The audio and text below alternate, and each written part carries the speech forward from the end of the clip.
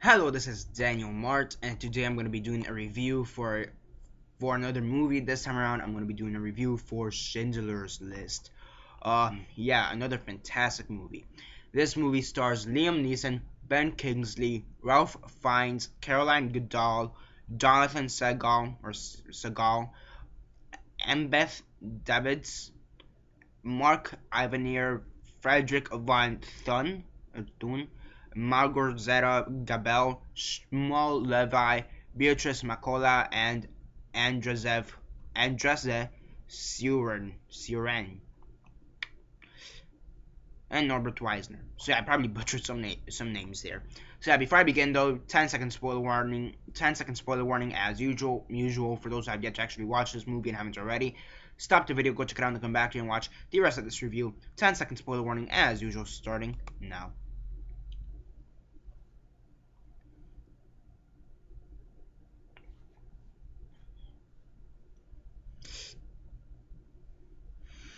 Okay, so 10 seconds are up. So for those who have yet to actually watch this movie and haven't already, please don't comment down below or be messaging me that never gave you a fair warning, because as usual, I did. So Schindler's List, as usual, quick synopsis, likes and dislikes, and then the rate. So basically in Poland, it takes place in Poland, around Poland, during World War II, and we have Oscar Schindler. It's based on a true story, by the way, and he is this Jewish man disguised as a Nazi. He's a Nazi, but he's a Jewish guy, so he's trying to have Jewish people liberated and all that. But he does it in this real smart, tactical way. He uses his connections with the Nazis, and in that he manages to have his own factory and have his group of Jewish people, which is about 1,000 people, between 500 and 1,000 people by the end of the movie. And basically, he's able to have them not killed, and have them working in some pretty good working conditions. Comparing, if you compare it to like the rest of the Jewish population in Europe working during World War II, they were either in death camps, either in death camps or concentration camps or some other workforce camp, not workforce camps, but factories, and they weren't really treated that well, logically. So you have Oscar Schindler. He has a bunch of Jews, about between 500 and 1,000. He basically rescued them from the death camps, from the concentration camps, and he's basically become concerned for the Jewish workforce.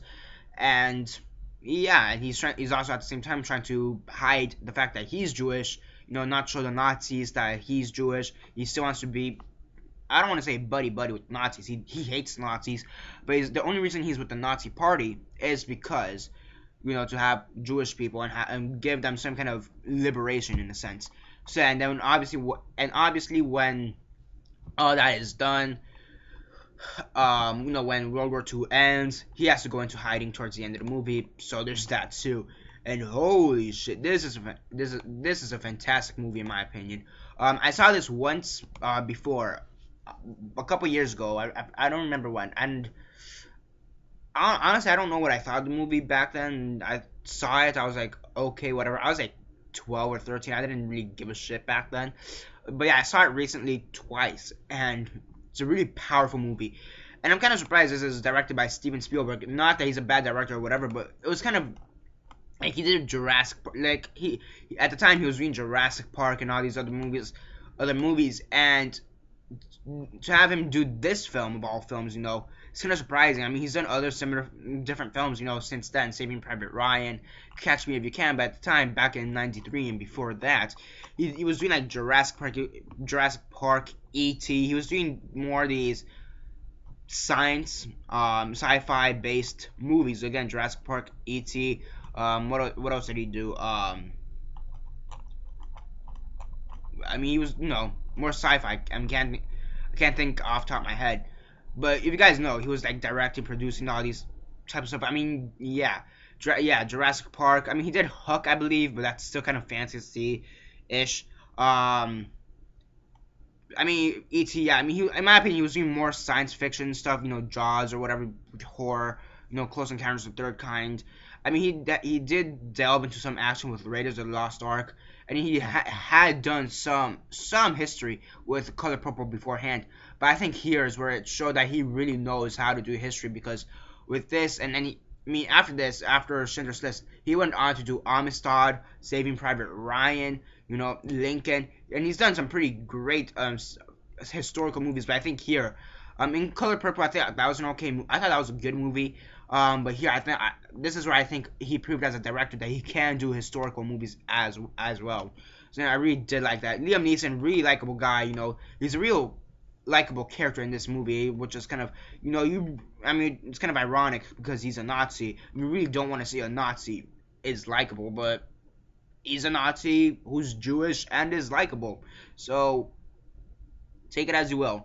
Ben Kingsley, he does a pretty good job in his role. I think there could have been a bit more of Ben Kingsley in my opinion. His character, Itzhak Stern, Isaac Stern, something like that. He was like his financial helper of sorts, and he was kind of like the second supervisor to all the factories Oscar Schindler was controlling. And I do think we could have used a bit more of him. He was an interesting character. They kind of, in my opinion, he was like kind of there. He did help Oscar Schindler, but I do think there was a bit more potential out of him, in my opinion. The acting and the writing are just phenomenal, in my opinion. Again, Liam Neeson. I think Liam Neeson was doing like these string of romantic comedy movies at the time, if I'm not mistaken. He was in Star Wars, or he was going to be in Star Wars at the time. But in my opinion, like around this time, early 90s or whatever, he was doing like these type of romantic comedy movies, like Husband and Wives or whatever. Next of Kin, I believe, is or whatever, The Good Mother. It was doing more of these like comedy-esque, whatever movies that they weren't that good, to say the least.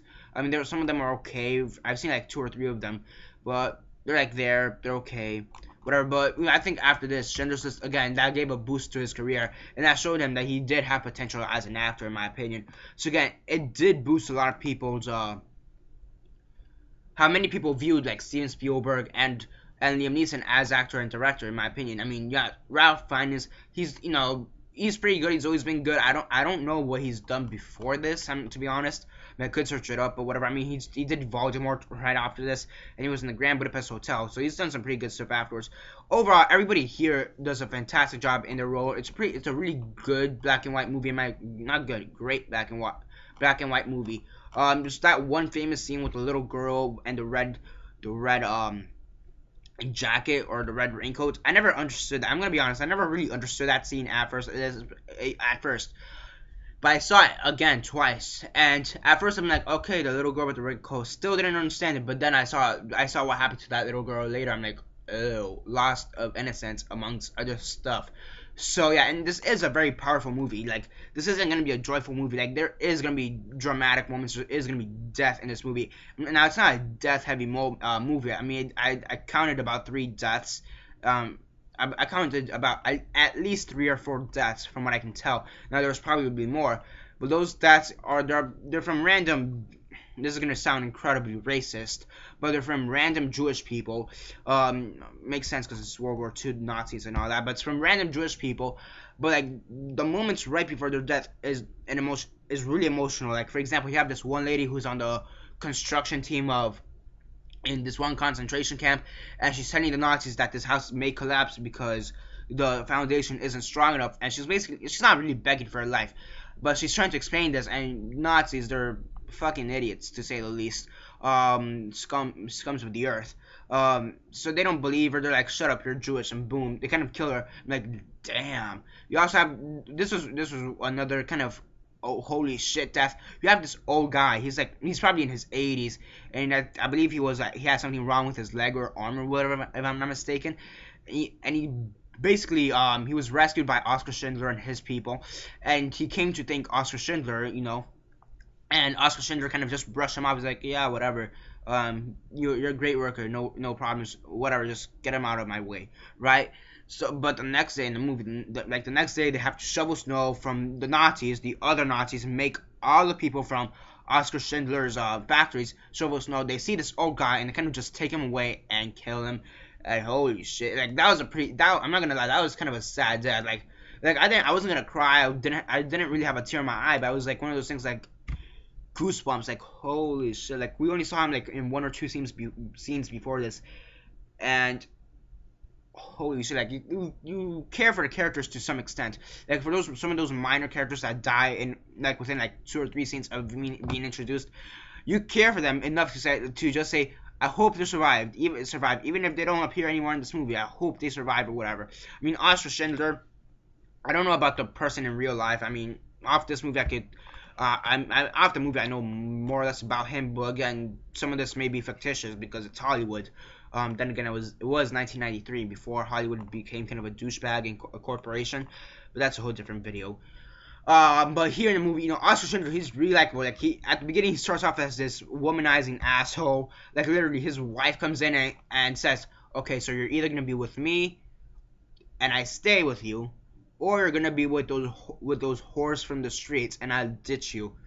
The wife leaves within a week. That was a pretty good scene. So yeah, I mean, at the beginning of the movie, he's like this asshole. He's kind of a womanizing asshole, douchebag. He has a lot of money. He doesn't give a shit. I mean, doesn't really give a shit. He gives enough of a shit to want to rescue the Jewish people, as well as some of the other people that were discriminated against at that time, such as the gypsies, homosexuals, and whatever, and the disabled and older or younger people. He cares enough to know that this is morally wrong. They're killing my people as well as other they're killing my people in his sense, the Jewish people. They're killing the Jewish people. They're killing people they shouldn't be killing, and it's really wrong. So he gives enough of a shit to want to rescue people, but at the beginning he's just a womanizing asshole with his morals more or less in the right place. But as the movie goes on, he basically changes and he doesn't become any more of a woman. He doesn't really give a shit about women. He doesn't really give a shit to what's going on. He just wants, his main goal in life after that is rescue all the Jewish people, rescue as many people as possible, no matter what. And he doesn't give a shit if he's found out or not. Like there's a moment towards the end of the movie where some of the Nazis are suspecting against him. Is he with us or not or whatever. And I mean, he does a really great job. It's like, no, buddy, I'm with you guys. And then he kind of gives him an underhanded fuck you, but holy shit, it's a great movie. Definitely one of my favorite movies of all time. Definitely within the top 25. And I'm really happy I saw this twice again, because if I had just watched it that one time when I was 12 or 13, when I was like a little shithead, and I probably would have been like, it's a movie, it's there, whatever, fuck it, Good thing I watched it 2 more times, because holy, great movie. Yeah, this is definitely, it's not for the weak of heart, faint of heart, whatever. You have to be ready for this movie because it's an emotional turmoil. Like, I didn't cry. Again, I don't cry in movies, like, at all. The most that's ever happened to me is maybe a small tear, and that's it. Okay, if you want, and no tears have ever gone down my cheeks or whatever. I think eventually there will be a movie that will make me cry, and once that happens, I'll tell you. But right now, no movies. The most any movies done is giving me goosebumps, and maybe a small tear in my eye, and that's it. Okay. Yeah, but holy shit, like, be ready for this, because this is an emotional turmoil movie. It's funny because it's funny because when 12 Years a Slave came out, many people were calling that movie the Schindler's List of the modern day. Yeah, back in 2013 when 12 Years a Slave came out, people were calling that shit the Schindler's List of the modern day. And to some extent, I could see it. I could see the comparison. Like, just the way it's built. Like, it's a totally different plot. It's a completely different plot. I'm not, obviously one's about slavery and discrimination and whatever. One's about slavery and trying to get out of slavery. I mean, in a sense, I guess they have the same plot, trying to get out of slavery, whatever, but different perspectives, different point of views, different times, different race. Okay?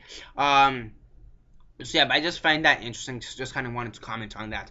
So yeah, fantastic movie. Great acting, great writing, and it just I think it revolutionized history movies or historical based movies from that time on. And again, it's a black and white movie. It's one of those movies like the classic meets modern day type of stuff. That's always really cool. Okay, so yeah, on a scale of 1 to 10, 1 being the worst, 10 being the best, and 6 being decent, I'd give this movie a 10 out of 10. Fantastic movie. Definitely do check it out if you haven't already.